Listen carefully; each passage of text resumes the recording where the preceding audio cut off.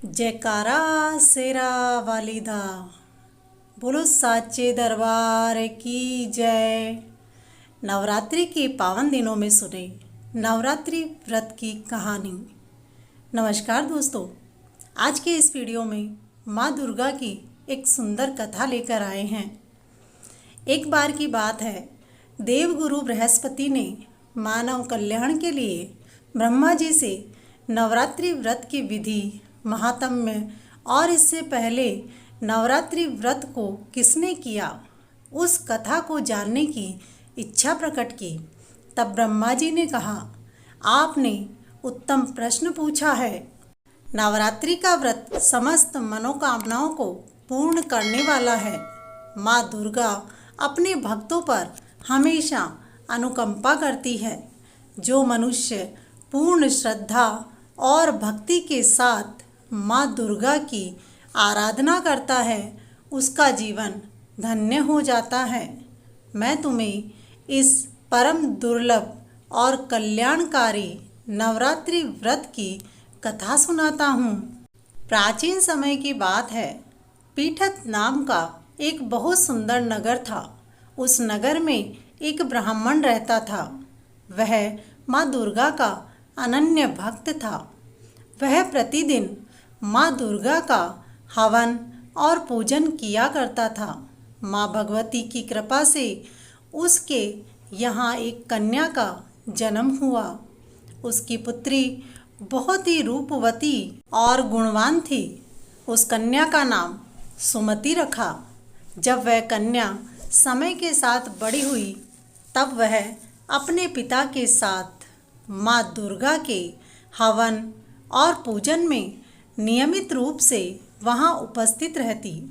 यह देखकर उस ब्राह्मण को बहुत प्रसन्नता होती।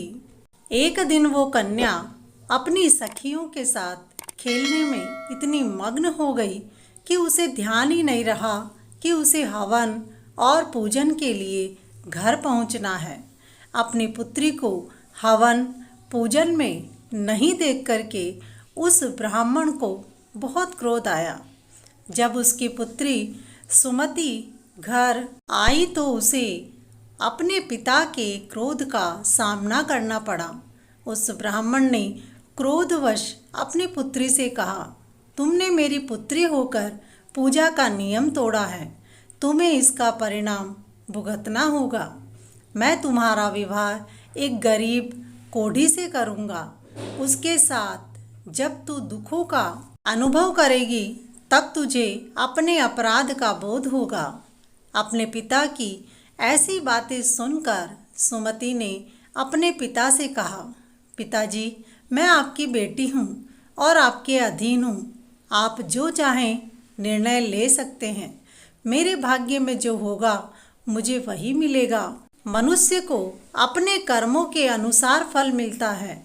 मनुष्य के वश में सिर्फ कर्म करना होता है, उसका फल ईश्वर के वश में है। अपनी पुत्री की ऐसी बातें सुनकर उस ब्राह्मण का क्रोध और बढ़ गया और उसने जल्दी ही एक गरीब कोढ़ी से अपनी पुत्री का विवाह करवा दिया। अपने पिता द्वारा किए गए इस तिरस्कार से सुमति बहुत दुखी हुई। भटकते भटकते अपने पति के साथ वो एक घने वन में पहुंच गई। रात में उस भयानक वन में कष्ट सहते हुए उस कन्या ने दुखी होकर माँ भगवती का ध्यान किया। उस दुखिया की पुकार सुनकर और उसके पूर्व जन्म के पुण्यों के प्रभाव से माँ भगवती उसके समक्ष प्रकट हो गई। माँ भगवती ने उससे कहा, मैं तुझ पर बहुत प्रसन्न हूँ। तू चाहे जो वरदान मांग ले। सुमति को कुछ समझ नहीं आया। उसने पूछा, आप कौन हैं और मुझ पर प्रसन्न क्यों हैं? तब माँ ने उसे अपना परिचय दिया और कहा कि मैं आदि शक्ति हूँ।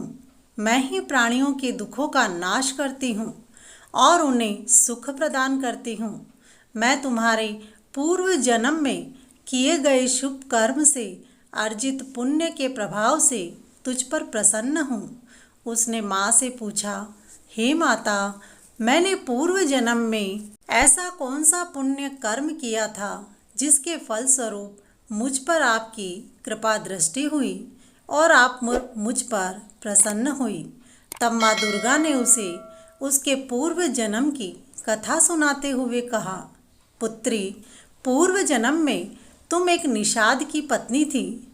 एक बार वो चोरी करते हुए पकड़ा गया। जब उसे कैद की सजा हुई तब तुम अपने पतिव्रत धर्म का पालन करते हुए उसके साथ कारागार में चली गई।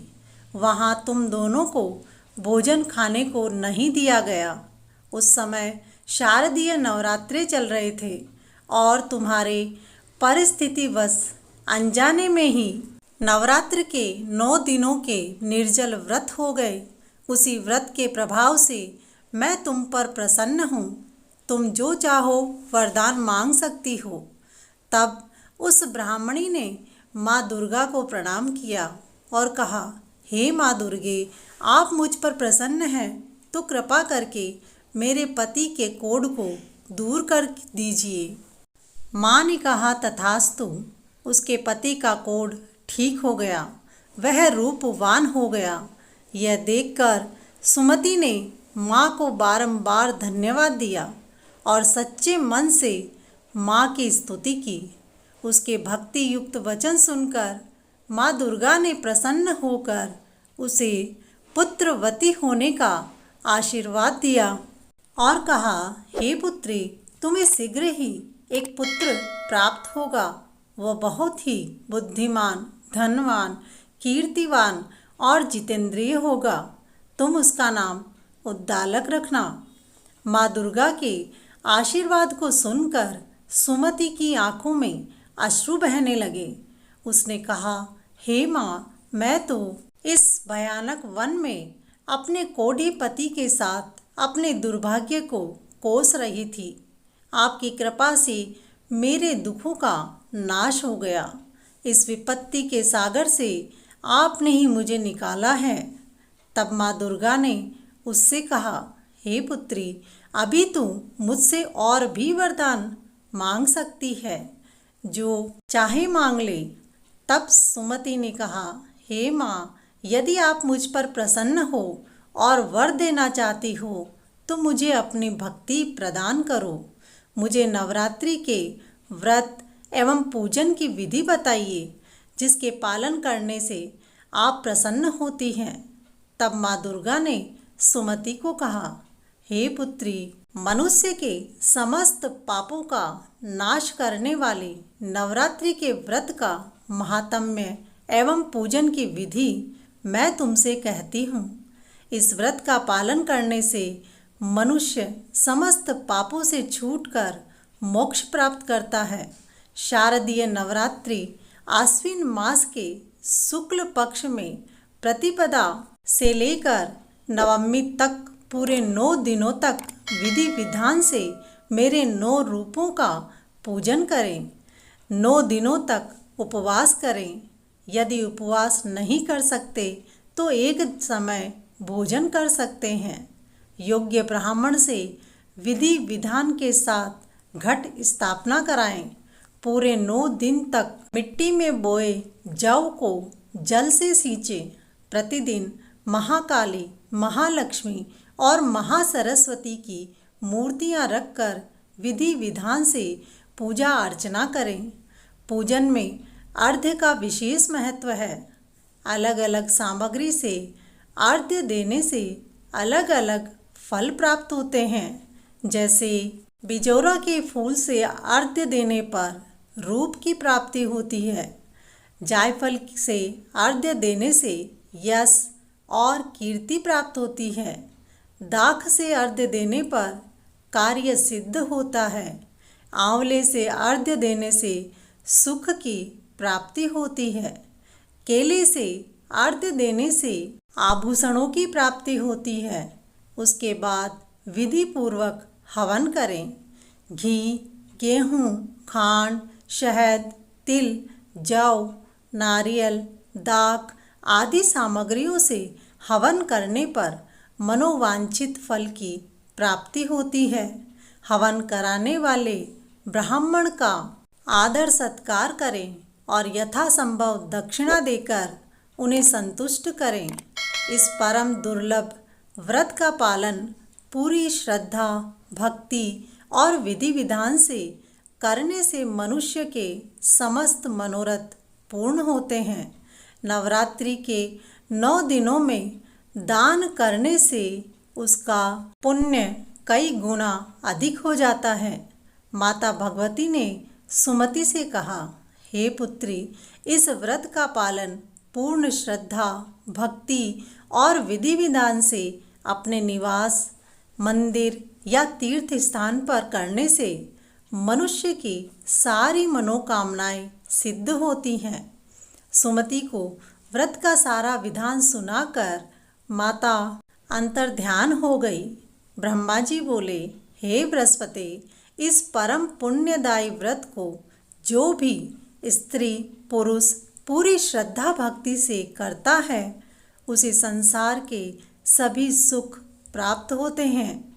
वो मनुष्य संसार के समस्त सुख भोग कर मृत्यु के उपरांत मोक्ष को प्राप्त करता है।